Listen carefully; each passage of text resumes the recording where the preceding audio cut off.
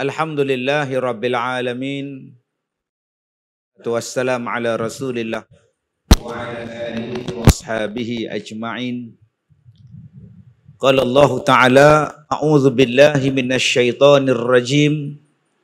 Wa basyiril ladzina amanu wa 'amilus shalihat anna lahum jannatin tajri min tahtihal anhar. Shadaqallahul azim. Terima kasih kepada Yang Mulia Ustaz Jafri, kepada semua barisan asatizah, kepada semua ibu bapa yang hadir, kepada tuan-tuan dan puan-puan, pelajar-pelajar, mudah-mudahan semuanya dirahmati, diberkati oleh Allah Subhanahu wa Ta'ala.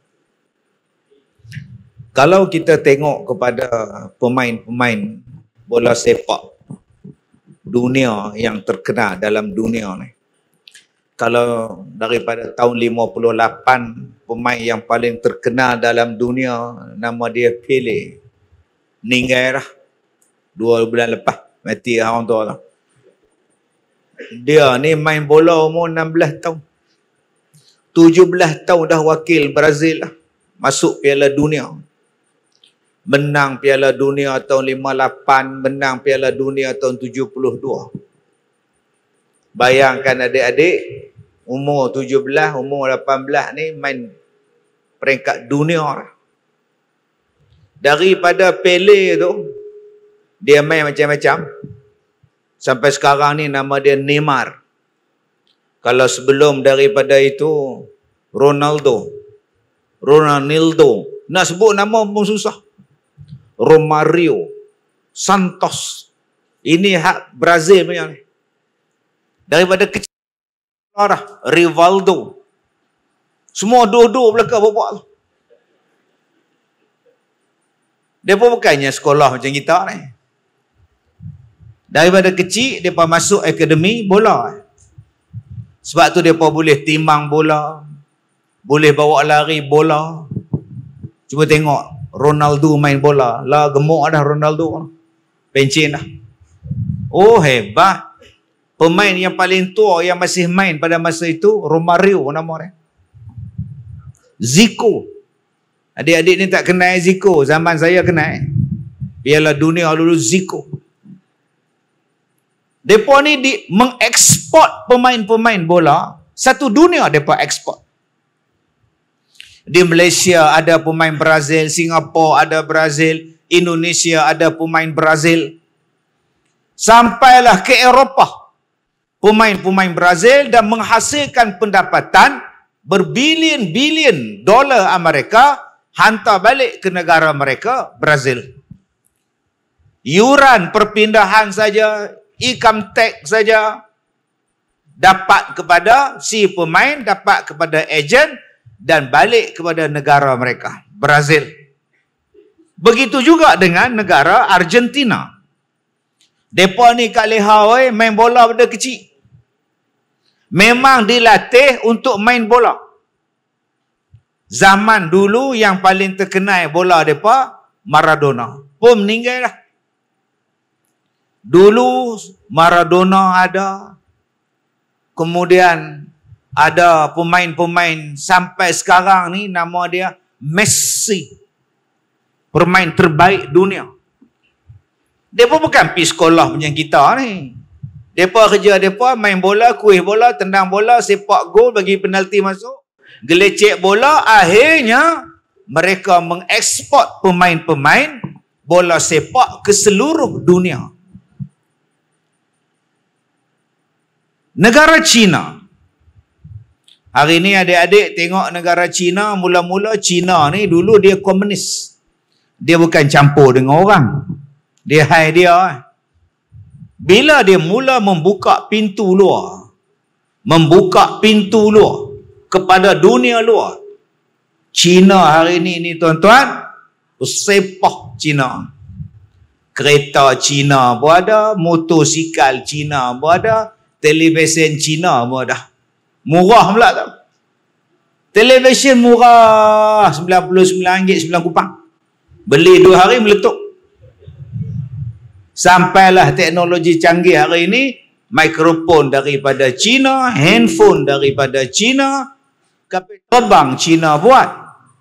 Dan adik-adik, zaman saya dulu, tahun 70-an, masa tu China hujung tahun 70-an, awal tahun 80-an, China baru masuk dalam bidang sukan.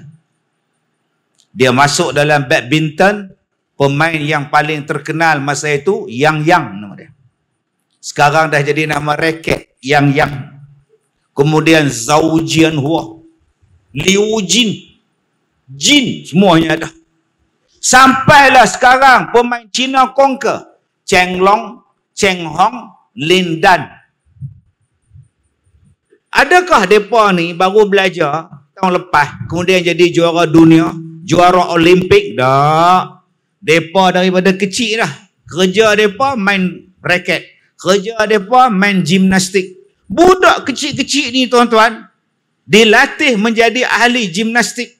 Terlompat terkangkang. Dan bila dah besar, mereka lepaskan masuk dalam sukan. Dan mereka kontrol sukan. Sukan Olimpik ni, bawah pada Amerika, China. Atas pada Amerika, China. Duk berlawan. China, Amerika. Dan mereka memperolehi pendapatan berbilion daripada sukan saja. Akhirnya tuan-tuan, hari ini mereka bukan setakat menguasai badminton. China hari ini menguasai bola sepak. Mereka mempunyai kelab-kelab liga bola sepak yang paling kaya di dunia. Selain daripada negara Arab. Hak China ni lagi mahal tuan-tuan. Gaji mahal-mahal semua, hebat-hebat semua ni. Dan mereka dilatih untuk menjadi pemain sejak daripada kecil saja lagi. Ustaz Kazim ni nak cerita apa? Ada ceramah agama, tapi cerita pula Maradona kejadah apa? Saya nak bawa satu bentuk pemikiran pada tuan-tuan. Anak kita masuk tadika 5 tahun. 6 tahun masuk pasti. 7 tahun, 13 tahun masuk sekolah menengah. Sampai SPM 17 tahun. Lepas tu dia jadi apa? Hebat kata ya. Jadi apa? Daripada umur 6 tahun sampai umur 17 tahun masuk sekolah, dia jadi apa? Selepas 17 tahun baru decide. Oh, ni orang bandak baru. Baru ambil keputusan. Hang nak jadi apa? Selepas 17 tahun. Selepas habis tingkatan 5 baru bincang dengan pak. Ayah, nak ambil kursus apa ni? Ayah kata, hang ambil doktor. Tak minat lah ayah nak belah kepala orang. Hang ambil farmasi. Farmasi lagi teruk ayah nak nama hafal, nak hafal semua ayah pening kepala. Hampir jadi cikgu. Pergi kursus. Di maktab no. Institut Perguruan. Waktu nak 18 tahun baru decide nak buat apa. Masa itu 18 tahun dah tua. Kawan-kawan dah menikah. Umur 22 kawan dah menikah. Umur 23 kawan tu dah ada anak dah. Balik raya dukung anak dah. Lah ada anak lah no. Ada anak lepas SPM aku nikah dah. Hang dah lagi aku duduk mengaji lagi, duduk penit. Mai kawan nu pula naik motor RX pula, X1R pula. Yang dia ni pula duduk mengaji lagi, duduk menung. Tuan-tuan aku berhenti sekolah aku pun nak rasa juga X1R. Aku pun nak merasa agak lato-lato. Astaghfirullahalazim. Tadi saya ceramah di Kuala Lumpur, saya ceramah di Putrajaya pagi tadi, tengah hari ni. Mereka tanya saya, Ustaz pandai main lato-lato. Menatang apa lato-lato? Oh, menatang tu baru saya tahu. Oh, tak tahu, tak erti main. Tuan-tuan yang saya hormati, kita untuk manusia nak jadi orang selepas habis SPM. Pada masa umur 20, umur 22, umur 23, masa tu nikah masa tu, dah fikir nak kerja masa tu. Saya nak cakap tentang, sebab tu saya hari tu saya nak bertanding ahli parlimen, orang marah saya. Orang maki, kutuk, agamawan lah, apa bala semua. Saya nak bawa satu pahaman. Kenapa kita tak latih menjadi doktor sejak umur 7 tahun? Buatkan satu akademi sekolah, buatkan satu bentuk pendidikan, sekolah untuk melahirkan doktor. Daripada kecil dia cerita bab doktor ya. Macam mana nak jadi doktor, macam mana nak jadi MA, macam mana nak jadi nurse. Ini tempat ni. Ni belajar teruk-teruk lah pergi bawa Grab hantar makanan. Bukan saya nak hina tuan-tuan, budak-budak yang duk hantar Grab food tu, saya tak hina. Tu rezeki depa. Tapi kalaulah hang kerja belajar sampai 11 tahun, 12 tahun hang duduk di sekolah menengah, akhirnya hang nak kerja Grab food saja, betul sah sekolah dulu. Ambil lesen, belajar baca Waze apa semua, habis hantar. Kalau itulah bentuk pendidikan kita. Cuba daripada kecil, yang ni untuk melatih jadi askar. Yang nak melatih jadi polis. Umur 7 tahun, dah masuk dah akademi polis. 18 tahun, selama 12 tahun aku belajar jadi polis. Selesai masalah. Ini umur 20 baru nak masuk askar. Anak saya tuan-tuan 22 tahun masuk askar. Dia kata, Ustaz ayah, hoi itu saja 6 harakat. Duk berguling atas jalan tol. Seorang buat salah, semua kena berguling. Tak ada rehat ke San? Mana ada Ustaz? Ayah, itu rehat macam mana? Adalah rehat. Tapi rehat dia duk terkangkang, kepala letak di jalan, punggung ke atas. Kita rukuk macam tu, mereka bawah lagi. Itulah, tangan tak kat belakang aku tu. Itulah cara rehat. Bapa, saya kata, orang Perak kalau benda hebat, bapa. Dia tak sebut mak, dia jarang sebut, dia bapa.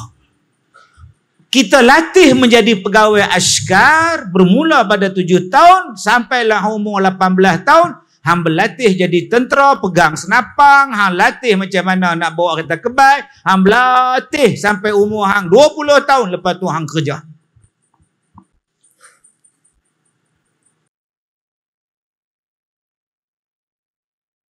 Saya nak jadi saintis, umur 7 tahun dah cerita dah buat sains.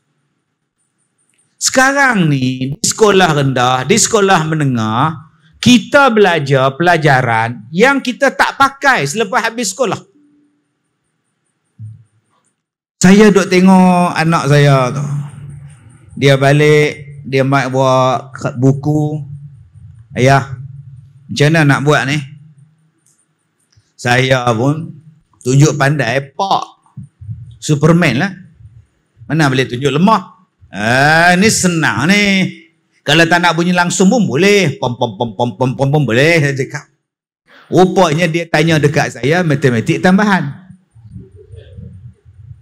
Saya pun nak jawab. Saya kalau jawab tak kena dia naik angin.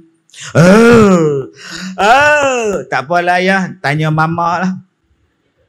Punya seksa tuan-tuan nak jawab matematik tambahan.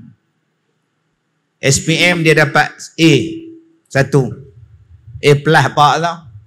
Sekarang dia belajar di maktab, ambil bahagian pengajian bahasa Melayu. Tak ada kena-mengena pun dengan matematik tambahan.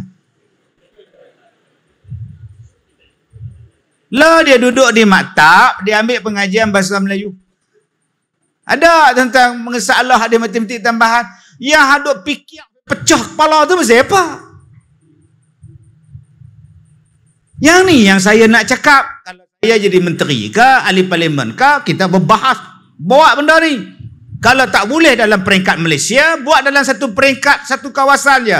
Yang ni untuk jadi cikgu sekolah, umur 7 tahun, belajar dah macam mana nak kontrol budak-budak. Umur 7 tahun, belajar dah macam mana nak mendidik kanak-kanak, macam mana nak didik. Sampailah dia habis 18 tahun, dia boleh jadi cikgu sekolah dah. 12 tahun, 13 tahun, dia ambil bidang pendidikan saja. Selesai tuan-tuan.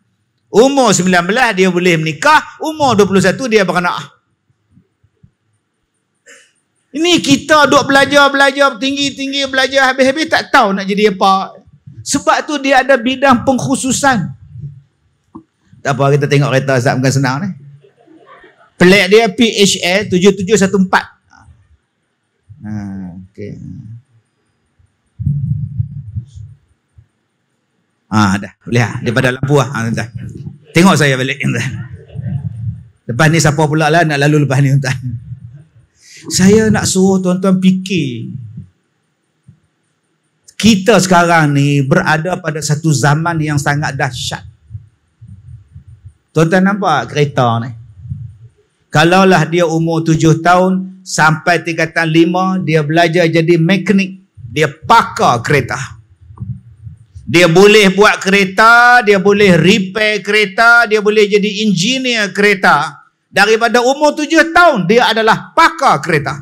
Sampailah 18 tahun umur dia. Dia hanya ambil bidang jurusan kereta saja. Dia ambil jurusan otomotif saja. Macam adik-adik sekarang nak jadi ulama daripada 7 tahun sampai 18 tahun umur dia. Belajar agama aja, umur 19 tahun boleh jadi mufti dah. Yang ulama dah. Pasal apa? 13 tahun tak ada kitab. 13 tahun belajar sungguh-sungguh. Ini bentuk yang kita kena fikirkan dalam pendidikan kita. Membuat suatu bentuk pengkhususan dalam pelajaran. Pengkhususan dalam pelajaran untuk menyediakan peluang pekerjaan, menjadi pakar, menjadi orang yang dah duduk dalam satu bidang. Kita takkan ketandusan. Doktor tak ketandusan, ulama tak ketandusan, cikgu tak ketandusan, technician tak ketandusan. Inilah tuan-tuan yang perlu dipikirkan. Kita dah berada dalam sistem pendidikan ni berpuluh-puluh tahun. Hasilnya sama juga. Sama ya. Teknologi masih ambil teknologi orang. Nak beli kereta kebal, nak beli kapal terbang, tetap beli yang orang punya. Nak beli kapal perang, tetap ambil daripada orang punya. Nak beli handphone, tetap beli pada Apple, tak beli pada tembikai. La ilah. Sebab kita tak dilatih daripada kecil untuk itu. Berbeza dengan negara lain. Mereka membuat pengkhususan 5 subjek saja yang mereka belajar. Yang lain tak payah belajar. Engkau tumpu bidang ni. Kita sekarang tuan-tuan ada 10 subjek, 13 subjek, 8 minima subjek. Apa nak? Dia pecah kepala. Budak-budak ni lah kena hafal Quran, mereka lah kena ambil madah, kena ada SPM, tak ada SPM tak boleh belajar. Pecah budak tak habis.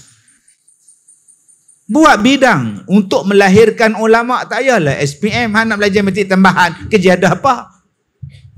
Nak belajar biologi, pasal apa? Bukan nak jadi doktor.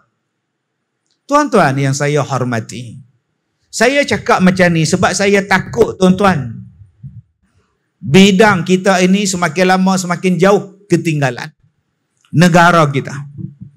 Sebab Allah Ta'ala sebut di dalam Al-Quran surah Al-Anfal ayat 60. Allah sebut dalam surah Al-Anfal tentang penyediaan ketenteraan. Dan manusia, kita, orang Islam, disuruh membuat persiapan. Menjaga perbatasan. Ada dalam ayat yang lain. Ali Imran ada sebut. Allah Ta'ala suruh kita isbiru warabitu wasabiru apa semua tu. Hendaklah kamu sabar, hendaklah kamu istiqamah, dan hendaklah kamu menjaga perbatasan negeri kamu. Dalam surah Al-Anfal ayat 60 Allah Ta'ala kata, buatkan persiapan, bersiap siagalah kamu dengan tentera-tentera yang berkuda, buat menghadapi dan menakutkan musuh-musuh kamu. Sama ada musuh yang kamu tahu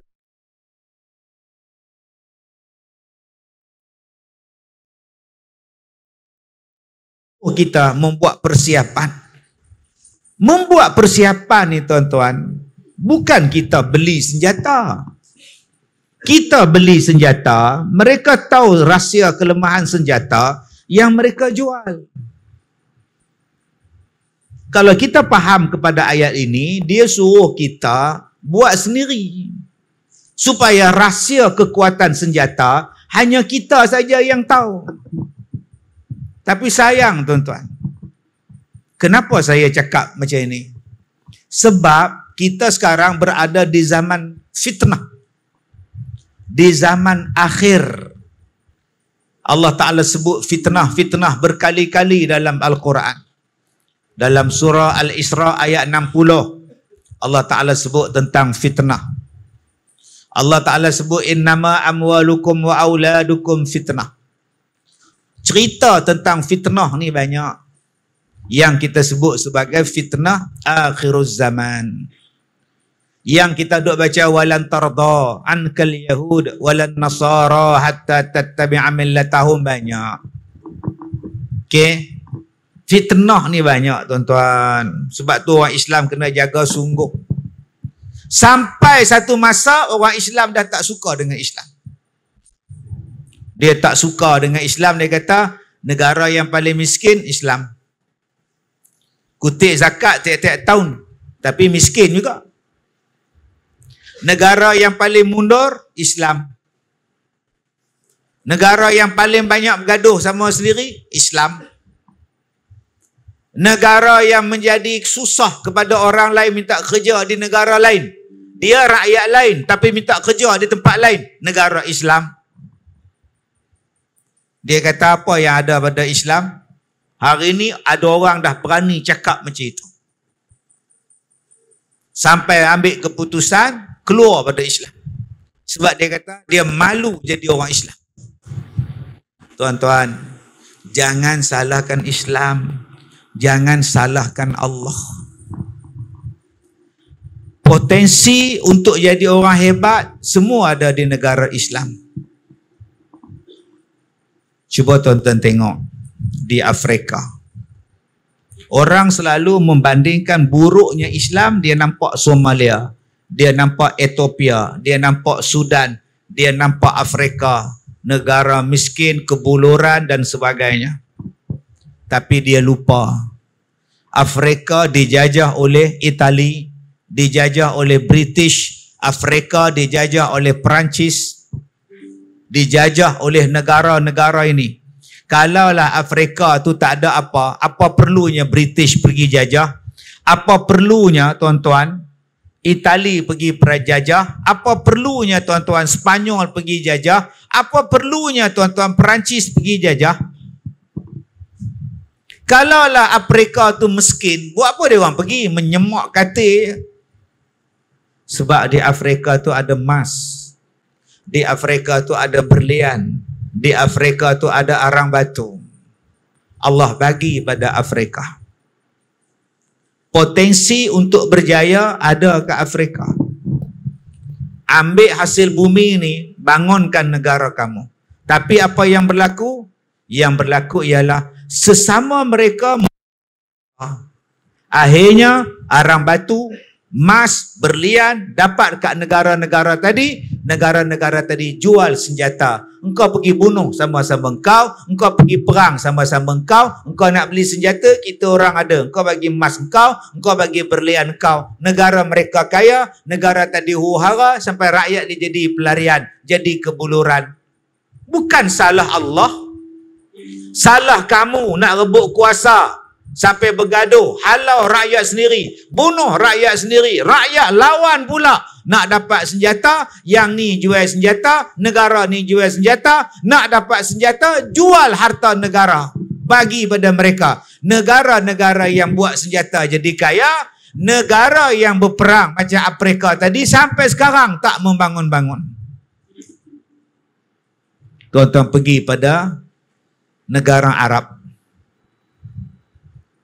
Negara tu panas, padang pasir, batu. Tanam pokok betik tak hidup. Tanam kelapa sawit tak hidup. Macam mana nak jadi maju ustaz weh? Kami ni banyak padang pasir. Ya, padang pasir banyak, tapi minyak bersepah di laut.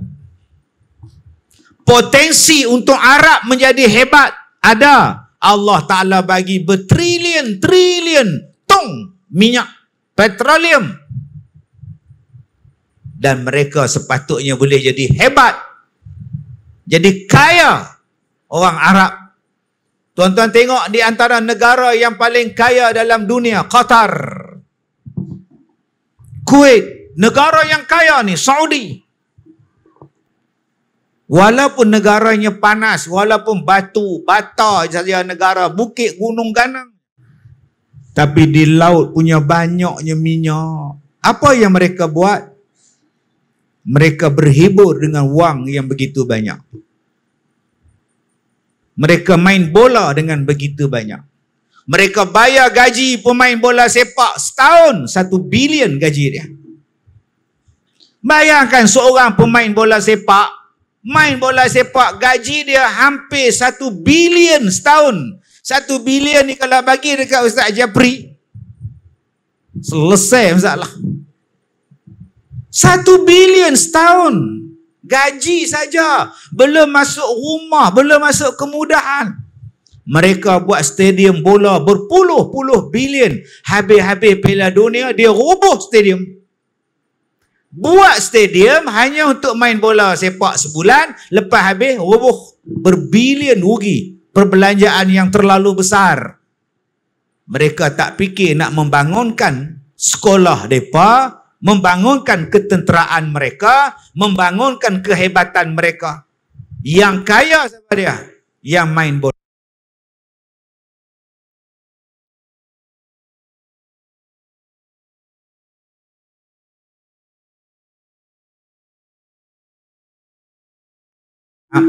Pasang aircon kat nak oi.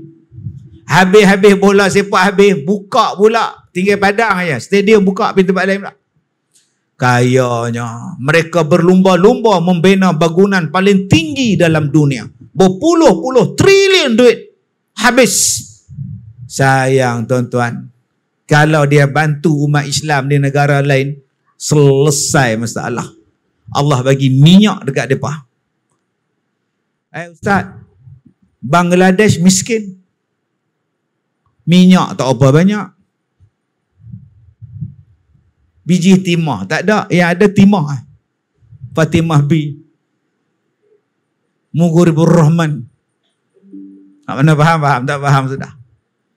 Bangladesh tak ada apa, arang batu tak ada, berlian tak ada, tak banyak Ustaz.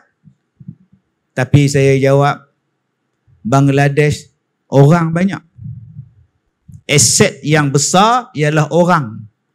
Rakyat Bangladesh cukup ramai, padat dalam dunia. Orang boleh menghasilkan duit. Macam mana Ustaz? Hantar rakyat dia kerja dekat Arab Saudi. Daripada tukang cuci lantai masjid sampai jaga bangunan, duk cuci sampah tepi jalan, duk daripada airport turun tu Bangla lah. Berapa juta yang kerja dekat Arab Saudi. Saya dululah, rasa 15 tahun dulu. Waktu tu depa tak besar lagi kat Masjidil Haram tu. Saya duduk dekat satu hotel, nama dia Fatih Hoda nama dia. Dekat dengan Babul Fatah.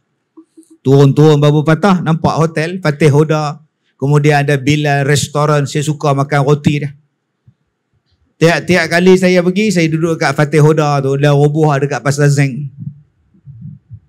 Saya pun heret beg naik atas hotel, main budak Bangla. Saya pun cakap Arab dengan dia. Lepas tu saya tanya, boleh cakap apa lagi? Dia kata bahasa Inggeris. Oh bagus. Lah dia cakap Melayu dengan saya. Saya simpang pulai kerja juga. Lah, dah kerja di mana? Kuari itu, Cameron Highland punya anak itu, kilang batu tepi jalan punya, saya kerja 5 tahun. Haram jadah tu hang. Yang aku duk cakap dengan hang punya pulung, cakap hang tak bagi tahu kat aku. Dia boleh cakap Melayu, dia boleh cakap Rusia, dia boleh cakap Turki, dia boleh cakap bahasa Inggeris, apatah lagi bahasa Arab. Di Malaysia saja tuan-tuan, orang Bangla ada berapa juta? Tuan-tuan tak nak kira. Menantu kita pun seorang. Menantu kita pun seorang, anak kita darah menikah dengan Bangla lah. Punya ramai orang Bangla. Di Kedah ni mungkin tak ada kot. Belah-belah sini tak ramai. Pi belah Kuala Lumpur tu. Raya, depo semua. Pi KLCC ni. Ni dekat Dakar ke KL ni. Naik bas, bau depo semua. Macam bau bawang. Semua depo semua. Saya duduk seronok sekarang tuan-tuan. Bas free. Masalah dia orang Malaysia naik bas. Siapa yang dapat free tu? Bas belah-belah bandar-bandar besar tu. Kita menyediakan kemudahan pengangkutan kepada rakyat dengan perkhidmatan bas percuma. Agak-agak siapa naik bas free tu? Orang kita tak naik, semua naik motor. LC, Kris, SESPI, Bersepai. Menyediakan jamuan nasi rahmat dengan harga RM5. Agak-agak siapa yang balun nasi tu? Kak Leha nak makan nasi tu, balik rumah Kak Leha makan ke kederam, tak apa hal. Di Singapura banyak Bangla. Seluruh dunia dia ekspor. Agak-agak kalau 1,000 seorang hantar balik ke Bangladesh. Pekerja di Malaysia, Bangladesh ada 10 juta. Adik-adik 10 juta darat dengan RM1,000. Berapa bilion dia hantar balik ke negara Bangla dah. Yang mana ada handphone kira RM1,000 darat dengan 10 juta. Agak-agak berapa bilion? Tak larang nak kira saya kalkulator pecah. Kosong banyak sangat. Berbilion tau. Berbilion. Hari ini kita berbangga. Kita berjaya menarik pelabur asing. Membina kilang dalam tempat kita. Inilah kemajuan kita. Kita tarik pelabur, buka kilang di tempat kita. Pekerjanya siapa? Asrama untuk mereka dapat tak? Dapat. Gaji dapat tak? Mereka hantar balik kat mak pak mereka di kampung. Habis tu kita buat apa? Padi kita rosak, bendang ditukar jadi kilang. Hasil pengeluaran padi tak banyak. Sebab dah tukar status jadi kilang. Akhirnya beras tak ada. Orang makin ramai nak makan. Yang datang tu pula semua. Gajah-gajah semua. Besar-besar semua ni. Nak makan apa lagi? Akhirnya beras tak cukup. Telur pun tak cukup. Ni pemikiran ni. Adik-adik kena fikir. Sebab tu saya nak jadi ahli parlimen. Orang kutuk pula. Benda ni saya nak bahas dalam parlimen. Mesti tuan-tuan speaker suruh duduk. Duduk yang berhormat, yang berhormat. Duduk yang berhormat. Peraturan mesyuarat yang berhormat. Duduk yang berhormat. Sampai bila? Jangan kata Allah menzalimi negara Bangladesh. Allah Ta'ala bagi orang Bangladesh adalah orang yang paling pintar dalam dunia. Dia mari ke Malaysia, dia boleh cakap bahasa Melayu. Dia pergi Arab, dia boleh cakap Arab. Dia pergi Singapura, dia boleh fasih bahasa Inggeris. Dalam tempoh 2 tahun, dia boleh cakap macam-macam bahasa. Bangsa yang paling cekap ialah Bangladesh. Adik-adik jangan duk hina Bangladesh. Sebab tu adik-adik kalau turun pergi Bangla, orang main tegur. Apa khabar?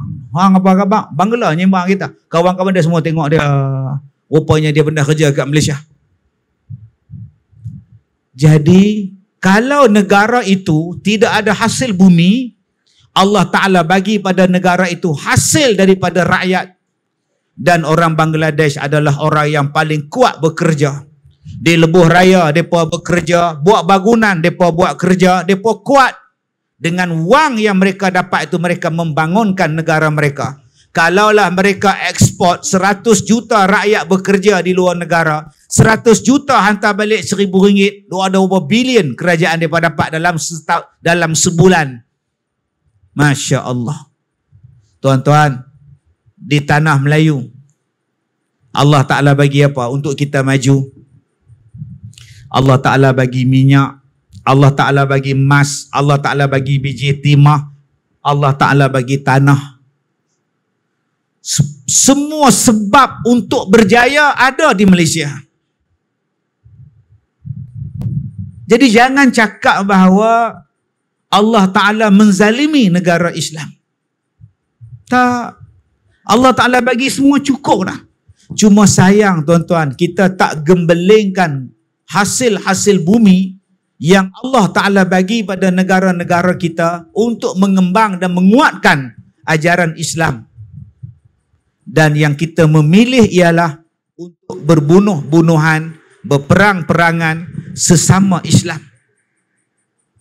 Tuan-tuan yang saya hormati, itu yang pertama. Yang kedua, tahun 1950-an. 1950-an tuan-tuan, kebanyakan negara masih lagi belum merdeka. Tahun 30-an, tahun 40-an, negara-negara Islam dijajah. Dan negara-negara penjajah ada beberapa buah negara. Pertama, British. Ini negara penjajah. Kemudian Spanyol. Kemudian Perancis. Ini negara penjajah. Kemudian Portugis. Ini negara penjajah. Kemudian dia ada Italy, negara penjajah. Negara-negara inilah yang membeda-bedakan dunia. Adik-adik, membedak bukan membedak. Bedak duk bahagi-bahagi. Indonesia, Belanda, engkau ambil Indonesia. Spanyol, engkau ambil Filipina. Tanah Melayu, British ambil. Perancis, engkau ambil Kemboja, engkau ambil Vietnam semua, Laos kau ambil di sana. Arab bahagi dekat British. Arab bagi dekat Itali. Daripada negara Syam yang begitu hebat, dipecah-pecahkan negara Syam kepada Syria, dipecahkan menjadi Lebanon, dipecahkan menjadi Jordan, akhirnya dipecahkan jadi Palestin, Palestin dipecahkan pula jadi Israel. Siapa yang membedakan negara ini? Negara-negara penjajah yang saya sebut. Adakah mereka menjajah itu sebab mereka nak mencari rempah? Kita belajar dalam sejarah dulu, Portugis datang ke tanah Melayu Melaka sebab nak mengawal perdagangan rempah ratus. Apa tuan-tuan ingat Cristiano Ronaldo tu makan halba? Tuan-tuan ingat dia makan kari ala gapas kan? Tak. Mereka datang untuk membawa agama mereka. Sebab itu bila dia sampai saja, Alfonso di Albuquerque itu sampai, apa dia buat? Robohkan masjid. Apa dia buat? Robohkan istana kerajaan Melaka.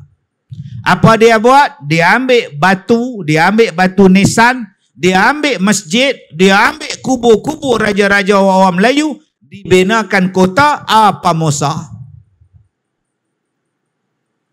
Dan dia tidak tinggalkan sebarang sejarah tentang Islam. British, dia jajah negara China. Dia pergi ke negara China, sebab tu dia ada perang candu di China. Tetapi bila dia masuk negara China, dia tak roboh pun tembok besar China. Sampai sekarang masih ada. Dia tak roboh pun Forbidden City, kota larangan yang berusia beribu tahun. Sampai sekarang ada. Ada tinggalan-tinggalan sejarah yang sangat berharga di negara China. Patung, terakota, sampai sekarang tu ada. Sampai sekarang ada istana kerajaan dinasti Ming, dinasti Q, semuanya tu ada. Sampai sekarang dia tak robohkan. British, dia pergi ke negara India. Dia jajah negara India.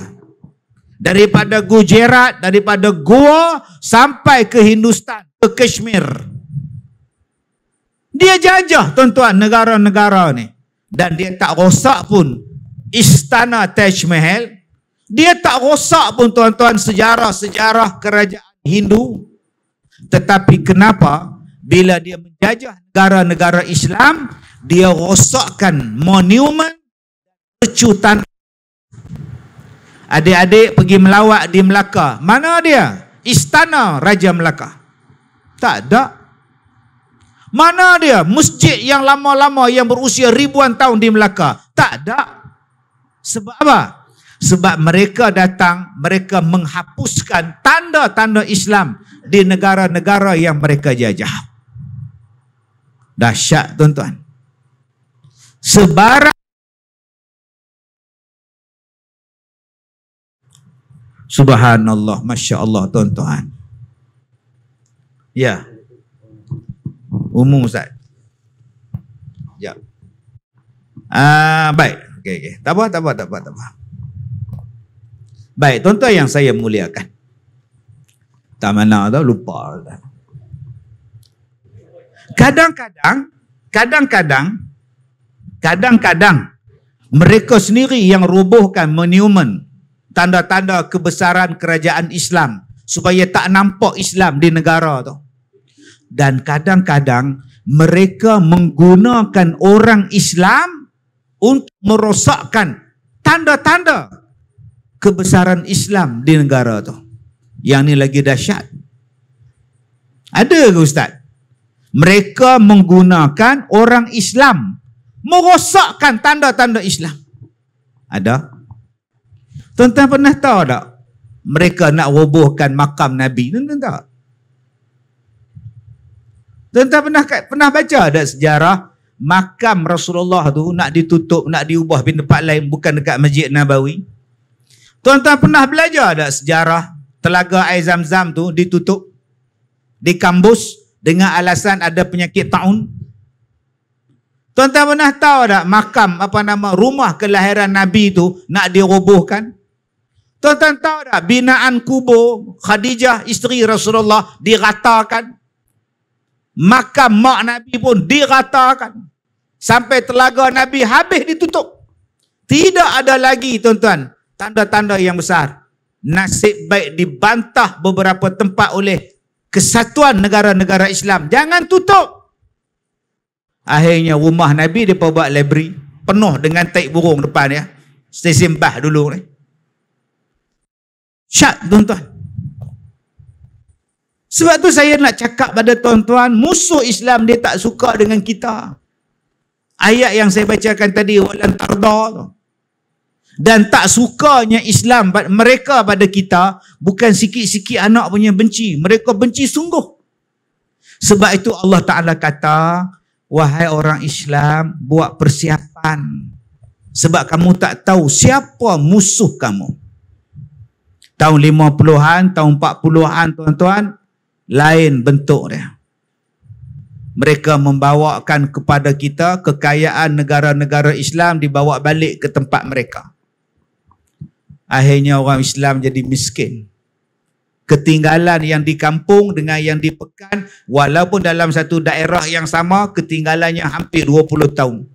Yang di pekan ada jalan tar, yang di kampung tak ada apa. Elektrik apa pun tak ada. British, dia divide and rule kata orang. Dia pecah dan perintah. Yang orang Islam duduk tempat yang miskin-miskin. Nak membangunkan tempat tu makan masa yang panjang tuan-tuan.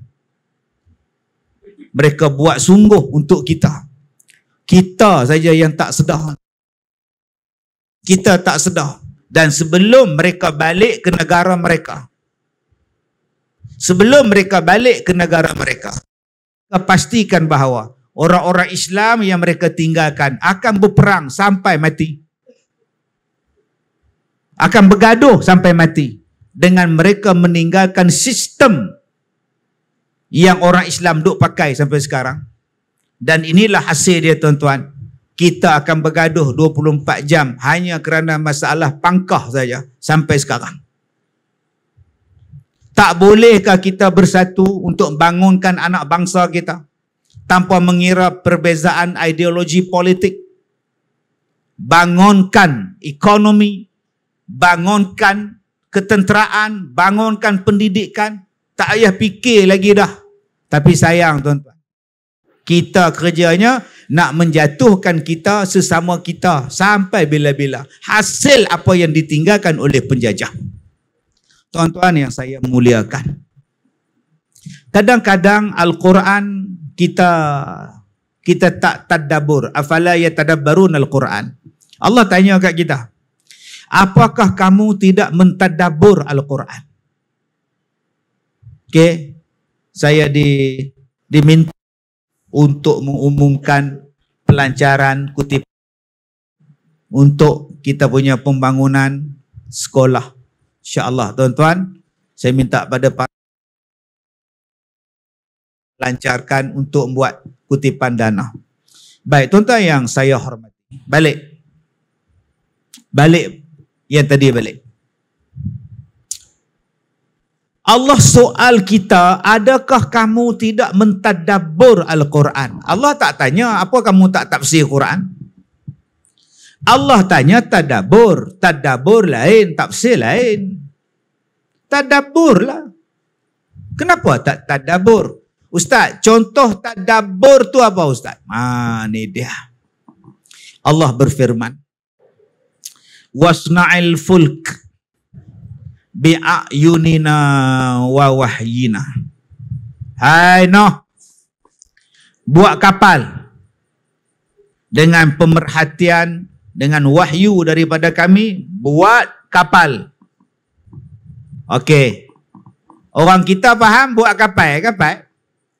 Kak Leha pernah tahu kapal itu besar mana? Abang Bidin tahu tak kapal itu berapa tingkat? Kita faham Nabi Nuh buat bahtera, hanyutlah dia dalam banjir berapa ratus hari, kemudian mendarat atas bukit Judi. Yang kita tahu bubur Azura. Bubur Azura, mai 10 Muharram tu lah kata nak buat bubur Azura. Cari kacang kuda, kacang hijau, kacang merah semua yang dibalun. Kak Leha oi, jom kita tadabbur. Nabi Nuh sampai atas bukit, umur dekat 1000 tahun. Bayangkan orang tua 1000 tahun umur buat kapal seorang-seorang. Kita umur 90 ni pun jalan tak boleh. Umur 50 pun gaul. Duk lama puasa. Semayang berdiri sikit lutut. Hak Nabi Nuh 1000 tahun. 1. 2. Dia bawa segala binatang, dia bawa pengikut dia.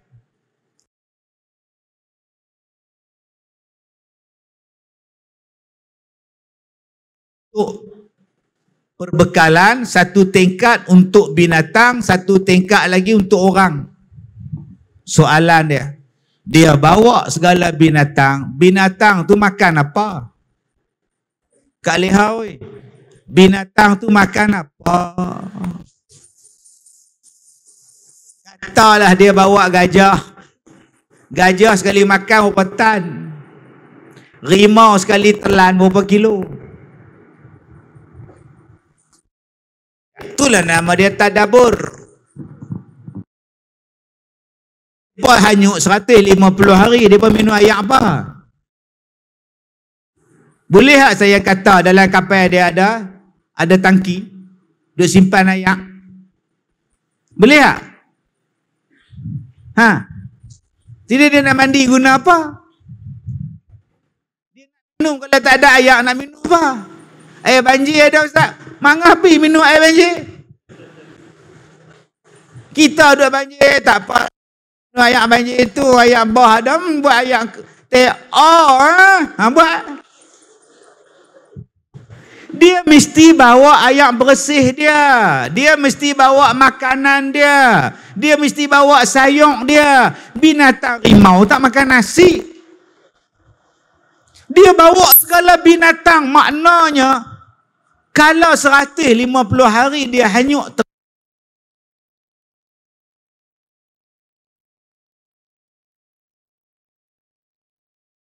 saya duduk depan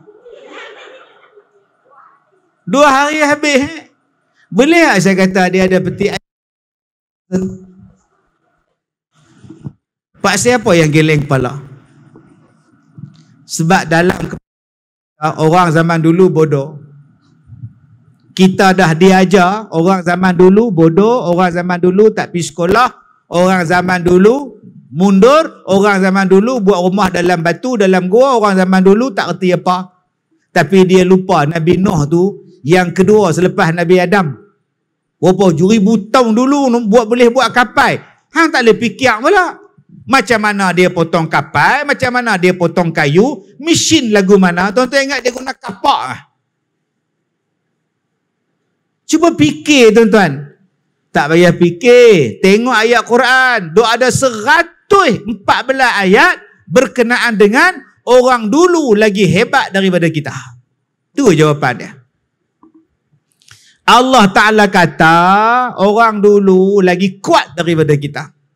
Mereka memakmurkan dunia lagi hebat daripada kamu memakmurkan dunia. Buka dalam Quran. Tapi kerana kita dah dipasak pemikiran oleh penjajah, orang dulu mundur, kita tolak Al-Quran, kita tak pakai Quran, kita tak tengok Quran. Akhirnya kapal Nabi Nuh siap. Hujan turun, air daripada bumi keluar. Dengan lajunya naik daripada celah-celah tungku rumah, boleh naik air. Akhirnya Nabi Nuh kata ke anak dia, anak,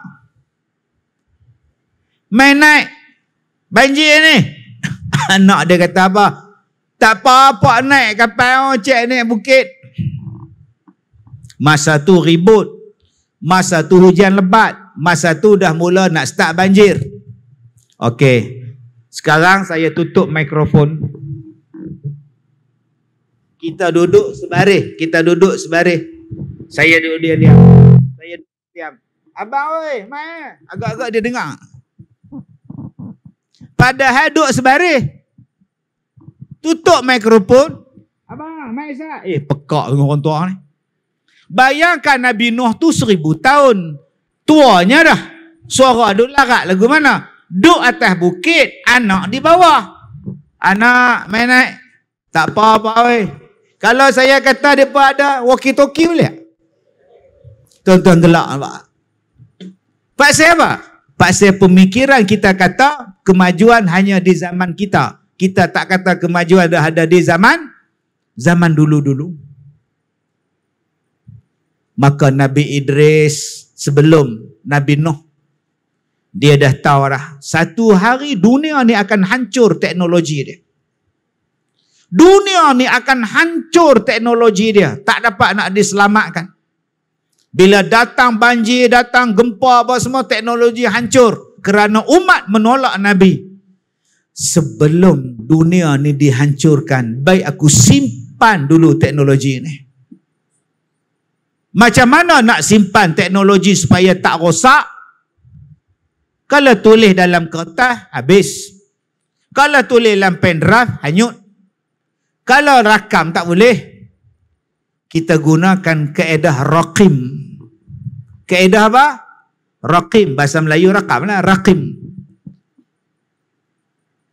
Am hasibata anna ashabal kahfi wal raqim. Nampak? Surah apa tu adik? Ayat 9.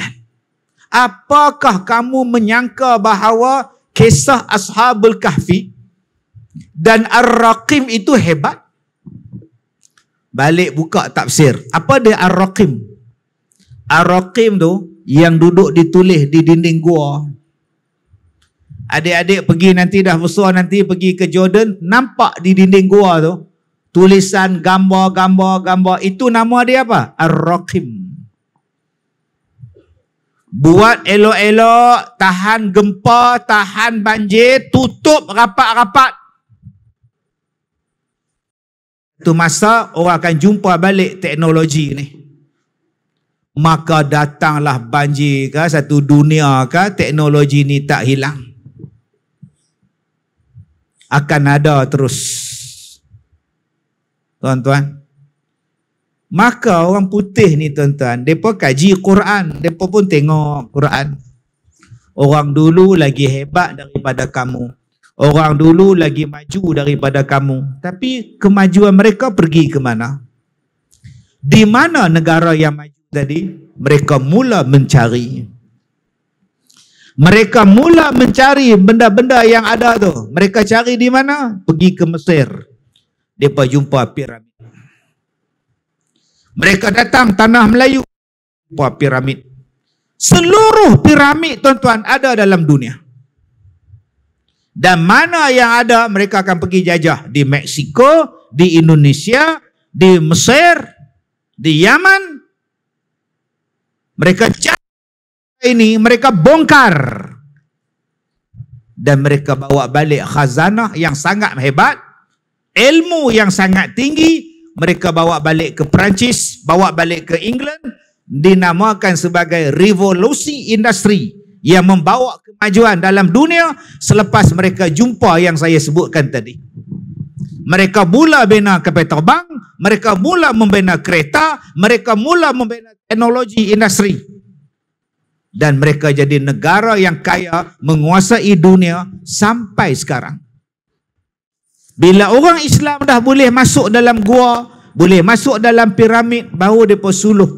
Dalam piramid ada gambar kapal terbang. Dalam piramid ada gambar kereta kebal. Dalam piramid ada hovercraft. Dalam piramid ada kapal angkasa. Dalam piramid ada baju angkasawan. Mereka cari kan, baru jumpa. Selepas orang-orang tadi menjajah beratus-ratus tahun. Dan mereka menimbulkan satu ketakutan pada orang Islam. Jangan masuk piramid. Sebab di sini ada sumpahan. Siapa yang masuk gila dan mati. Pakat tak masuk. Tapi mereka bawa masuk, buat balik. Buat masuk, buat balik. Tuan-tuan yang saya hormati. Kalaulah kita mentadaburkan Al-Quran, tuan-tuan, selesai lama dah kemajuan kita. Kemudian bila negara kita tak maju, kita marahkan Islam. Marahkan Allah. Padahal Allah dah bagi kitab dah pada kita. Adik-adik belajar di sini tahfiz. Tadabur tahfiz. Tadabur Quran.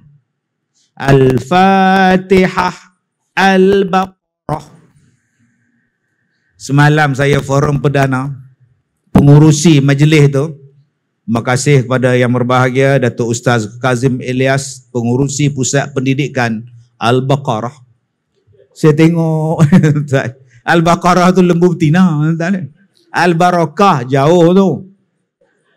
Tak pernah faham, tak faham sudah. Okey, Al-Fatihah, Al-Baqarah, Ali Imran, An-Nisa sampai habis lah. Surah nombor 2, lembu betina. Apa tak ada Muhammad?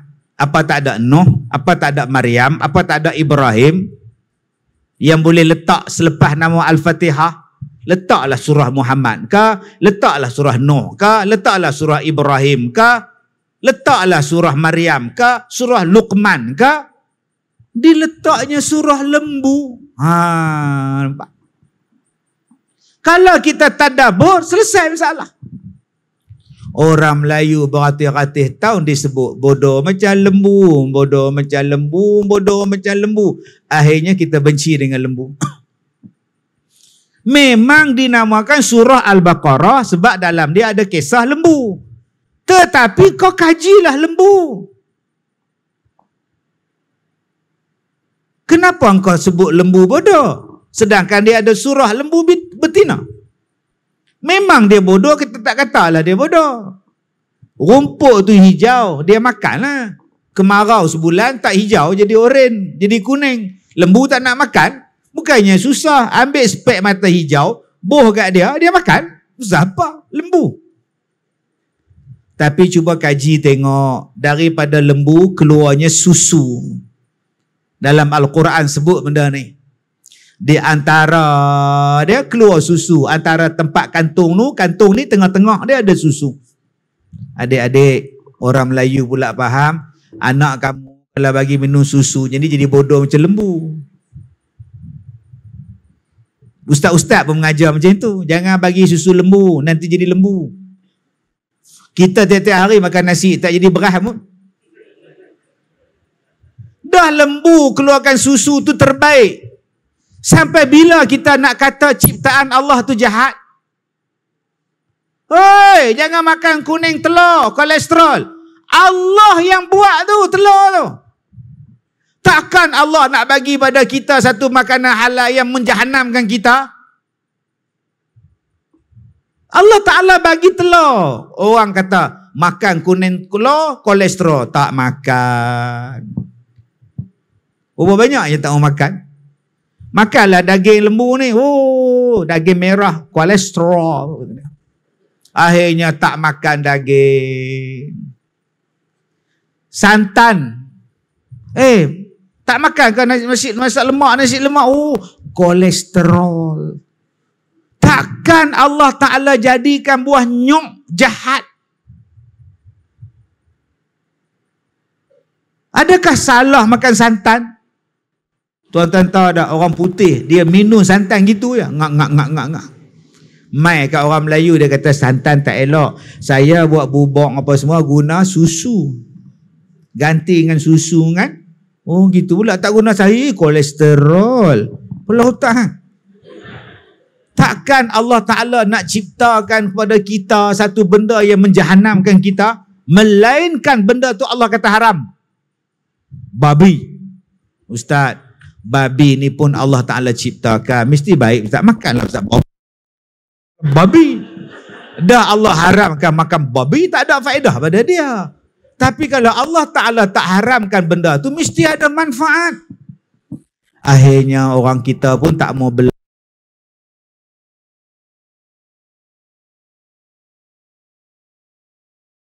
Zealand belah, Belanda belah. Di rumah kita sekarang ada susu Belanda, namanya Dutch Lady. Ada susu daripada Australia, daripada New Zealand, Farm, Nestle, Nespre. Mereka menghasilkan pendapatan $1 trilion Amerika hanya dengan jual susu ya. New Zealand dan Australia pada orang. Tak ada bodoh sama orang Australia tu. Jadi adik-adik, lepas ni bela lembu. Tapi tak standard, tak jadi ustaz. Kalau main minat anak orang, kerja apa? Saya ustaz, penceramah. Oh elok. Saya terima, bagus sangatlah. Cuba main minat anak orang, anak kerja apa? Saya bela lembu pakcik. Bela lembu, nampak tak? Pak saya bela lembu tak boleh pakai tie. Lepas ni pakai kod, pakai tie. Mana mat? Ladang lembu. Adik-adik tahu tak sebiji kereta Mercedes. Baru ni saya tengok satu kawan saya, dia kata, Ustaz jom pergi tengok Mercedes. Saya kata tengok boleh ha. Nama pun Mercedes, sedih. Harga dia 1.1 juta. 1.1 juta Mercedes. Kusyen kereta tu nak menghasilkan sebuah kereta Mercedes memerlukan 5 ekor lembu kulit dia untuk buat sarung kusyen dia. Bayangkan adik-adik adalah pembekal kereta Mercedes punya sarung kusyen hanya dengan bekal kulit lembu je, jutawan adik-adik. Adik-adik tahu ada orang yang buat korban, setahun dia buat korban, perolehan dia lebih daripada 20 juta. Kerjanya ialah buat korban saja. Jom adik-adik lepas ni bela lembu, membekalkan lembu korban, lembu untuk akikah. Tu belum masuk lagi zat daripada lembu yang jadi ubat. Yang makcik-makcik pi umrah tu duk cocok meningitis, menongong-ngongkol tu. Pi cocok situ, sekali cocok 100. Kena 4 juta, 5 juta pi haji, pi Mekah, pi umrah. Berapa bilion hanya buat daripada lembu saja.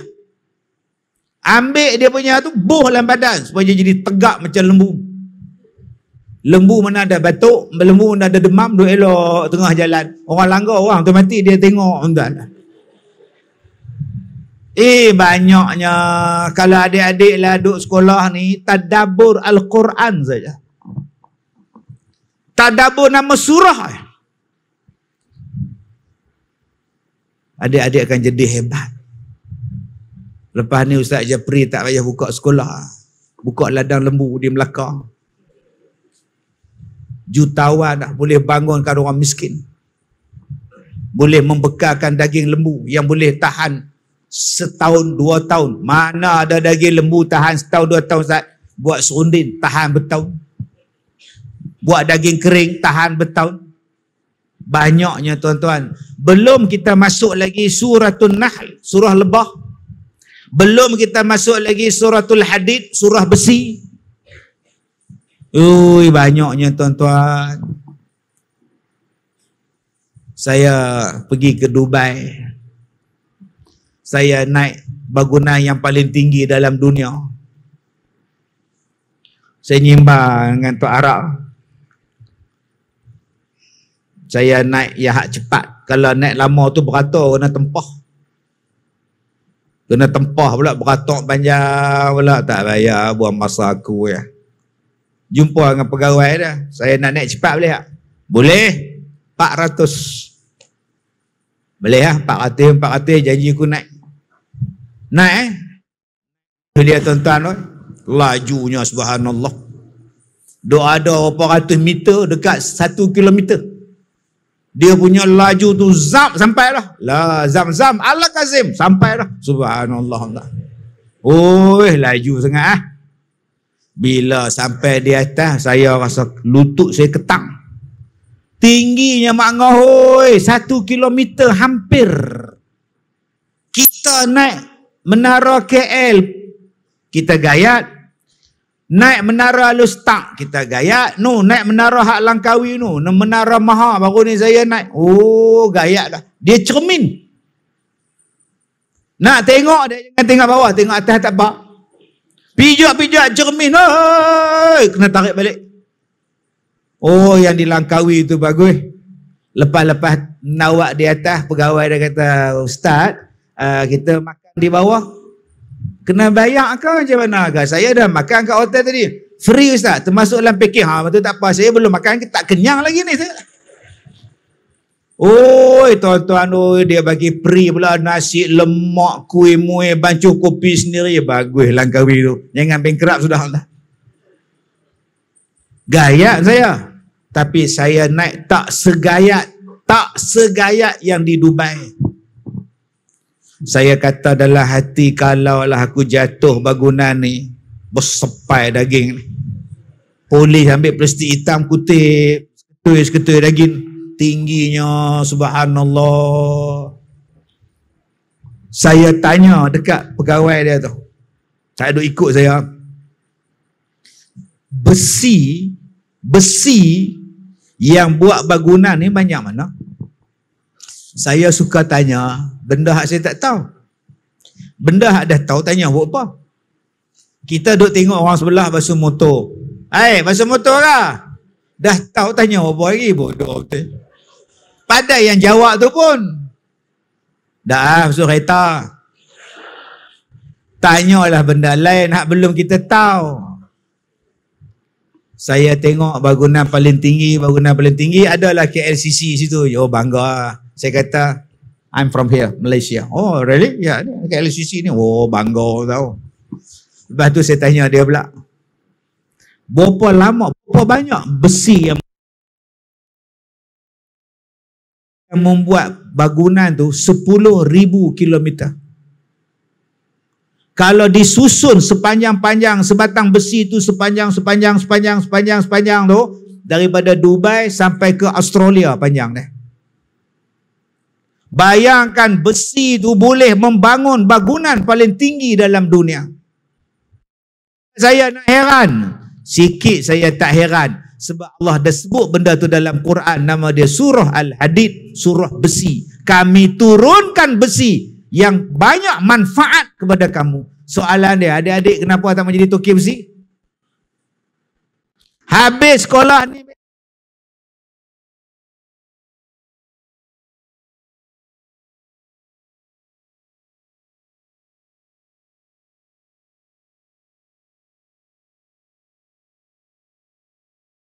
seekor 1,500. Lah seekor 5,000. Dulu besi 1 tan berapa ringgit? Sekarang besi. Tapi sayang adik-adik, kita tak minat bela besi, kita tak minat bela lembu, kita minat bela motor. Duk ulang kepala otak lah. Aku habis ni aku beli motor lah. LC lah. XYR lah. ES5 lah. Adik-adik beli motor hari ni, cuba jual minggu depan. Harga turun. Tengok GTR, GTR, Lamborghini, beli hari ni 1 juta, jual tahun depan setengah harga. Tapi kalau adik bela lembu, hari ni beli 1,000, tahun depan 2,000. Hari ni beli 4,000, tahun depan 6,000. Dia takkan jatuh harga. Lepas ni adik-adik tubuhkan geng-geng Faizul, Saipul, Azizul, Aizul, semua Zul semua. Geng bela lembu. Tengok ladang sawit tu tak apa nak berjalan, jumpa tokek dia, kami nak buat bela lembu sini. Adik-adik besok geng apa? Geng besi buruk. Beli besi, buat besi, jual kat orang balik. Adik-adik akan jadi kaya. Bila kaya, bayar zakat. Bila bayar zakat, asnaf akan senang. Bila kaya, bangunkan ekonomi umat. Kalau kita kaya ni tuan-tuan, kita tak kutik derma lah. Ni tak mau dia kata, Ustaz, kalau kaya lagi lambat masuk syurga tak Tu yang maknah milih miskin, senang masuk syurga. Kok masuk? Kok tak masuk neraka, duduk menung. Kata, celaka. Kata, di dunia aku seksa, dalam neraka lagi seksa. Biarlah kita jadi kaya, kita bantu. Nak jadi kaya bagaimana? Quran habaq. Saya hanya bawa 2 surah. Surah Baqarah, surah Hadid. Saya tak bawa lagi surah madu. Surah madu, lebah.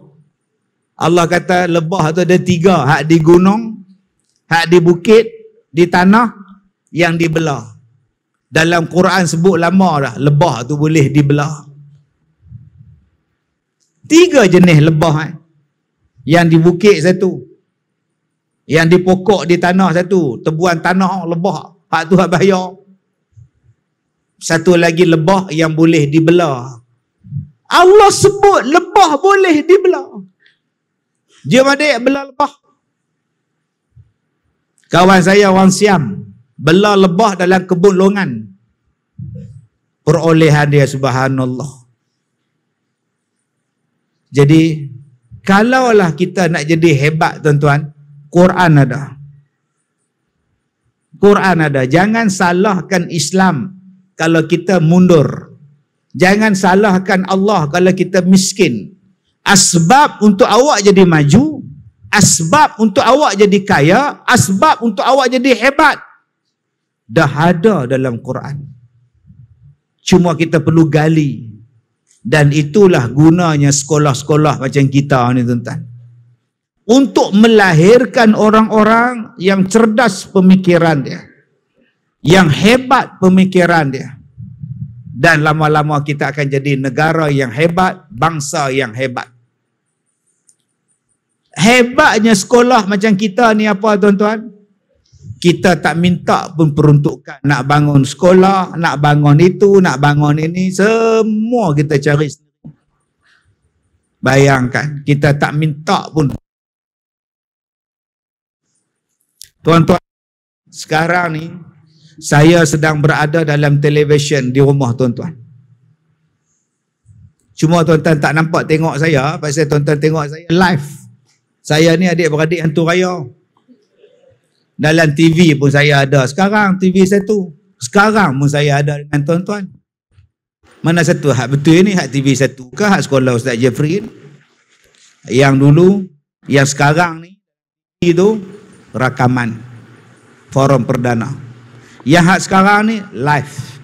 Kalau tuan-tuan berpeluang menyaksikan forum perdana ulangan besok insya-Allah lepas Jumaat, saya sebut memerintah orang Islam, menjaga orang Islam adalah paling menjimatkan belanja. Nak buat masjid, tanah orang Islam, bukan tanah kerajaan. Nak membina masjid, wakaf orang ramai. Nak membina tanah kubur, orang Islam yang bagi tanah kubur, dia wakaf. Nak buat sekolah, orang Islam guna duit sendiri untuk buat sekolah. Sampai nak bantu fakir miskin, orang Islam bagi dekat orang miskin, nama dia zakat. Hebatnya Islam, tuan-tuan.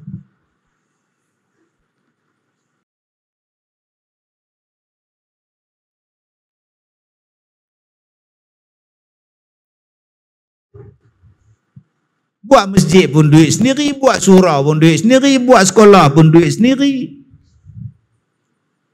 Buat universiti pun boleh duit sendiri. Buat hospital pun boleh duit sendiri. Sebab itu kita perlu ada satu benda yang boleh menggabungkan supaya Islam jadi kuat. Dan adik-adik, tugas adik-adik lah sebagai pelajar tahfiz, pelajar pelbagai jurusan, kita ambil betul-betul daripada Al-Quran. Adik-adik buka dalam surah Luqman ya. Buka surah Luqman. Alam taraw anna Allah sakhkhara lakum ma fis samawati wa ma fil ard wa asbagha alaikum ni'amahu zahiratan wa batinah. Tidakkah kamu lihat bagaimana kami mudahkan urusan kamu di langit dan urusan kamu di bumi. Adik-adik buka surah tu, ayat tu, adik-adik mula boleh tadabbur. Tidakkah kamu lihat bagaimana aku mudahkan, kami mudahkan urusan kamu di langit dan urusan kamu di bumi. Orang Cina adik, orang Cina adik, dia cipta kereta tak payah pakai minyak, dia guna bateri. Hari ni di rumah makcik-makcik pondok semua ada basikal elektrik mecah. Daripada rumah pondok nak pergi surau ni naik basikal, mau pergi masuk dalam masjid. Kenapa orang Islam tak cipta benda tu? Sedangkan Allah kata kami yang memudahkan. Hari ni mereka bercipta skuter elektrik, basikal elektrik. Saya orang hadiah saya waktu saya sakit kaki hari tu, orang hadiah kat saya basikal elektrik. Tak payah apa pun cah ya. Dia boleh berjalan sejauh 30 km. Daripada Ipoh sampai Kuala Kangsar. Relax. Sampai Kuala Kangsar cah lagi sekali 30 km jalan relax. Yang tuan-tuan duk tengok saya naik motor dalam Facebook saya tu. Makcik-makcik duk race motor dengan saya sekarang ni. Kenapa kita tak cipta benda tu? Cina yang cipta. Sebab Cina dah lama bergaduh sama-sama mereka. Cina mula membangunkan negara mereka. Kenapa kita tak boleh cipta? Tak dan nak cipta. Sebab sibuk bergaduh pasal bendera. Akhirnya kemajuan yang Allah Ta'ala sebut dalam Quran dapat kat bangsa lain, tuan-tuan. Akak-akak pergi supermarket, beli satu benda, letak kat pelak. Bila letak tu, keluar ayat Quran. Cuba tengok, made in mana? Cina buat. Hak kita duduk pasang Quran, pasal kemarin, rasa macam pergi pekan padik buntar cari pelekat. Dia bukan nak baca, dia suruh benda tu baca. Pun bangsa mereka buat, tuan-tuan, untuk ayat kita. Tak payah nak guna kaset, tak payah nak guna CD, letak saja keluar ayat Quran. Subhanallah. Allah dah kata dah, urusan kamu akan dimudahkan dalam dunia. Adik-adik hanya perlu berfikir. Ni nama dia sofa. Siang sofa menyanda duduk tengok TV. Malam buka-buka jadi katil. Habis tidur tutup-tutup jadi sofa balik. Mereka bukan setakat maju dalam bidang, sampai perabot pun mereka buat. Sebab mereka baca Quran, Allah kata dimudahkan urusan kamu dalam dunia ni. Adik-adik hanya perlu berfikir saja. Jadi adik-adik perempuan, sabar sat dulu. Dengan dia nak menikah lagi awal lagi. Okey? Cuba fikir, apa aku nak buat? Orang kita ni duk pakai tudung 24 jam, tak hangat ke? Adik-adik, tolonglah cipta kain yang tak hangat. Bila pakai sejuk, ada rahsia dia. Cuba cipta kain yang tak payah setrika. Kibas, elok je lah. Semua tu ada pada kita. Hanya kita perlu berfikir, merancang, dan insya-Allah benda itu terjadi. Mudah-mudahan kita menjadi bangsa yang maju, bangsa yang hebat. Yang hari ini diperkenalkan bangsa Madani ni. Madani itu makna madan, modern. Madinah, modern. Madani. Tuan-tuan yang saya hormati, sekolah kita akan terus berkembang. Akan terus dirahmati, diberkati, makin barakah, makin barakah, makin barakah. Mudah-mudahan guru kita dan para asatizah yang lain bimbingan, hidayah, taufik daripada Allah untuk bimbing kita. Dan ibu bapa berilah sokongan pada mereka dan anak-anak kita yang belajar di sini. Inilah benteng negara kita. Inilah benteng ummah anak-anak yang belajar di sini. Tapi Ustaz, anak saya slow lah Ustaz. 2 juzuk. Secadang nak tarik dia Ustaz, duduk dengan saya pergi sekolah biasa.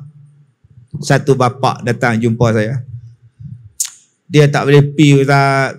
2 juzuk setahun, lambat Ustaz. Itu cadangan abang.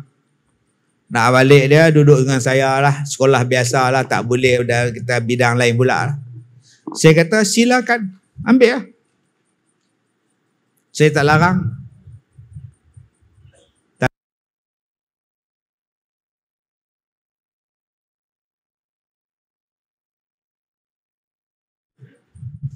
Jawab tu lah.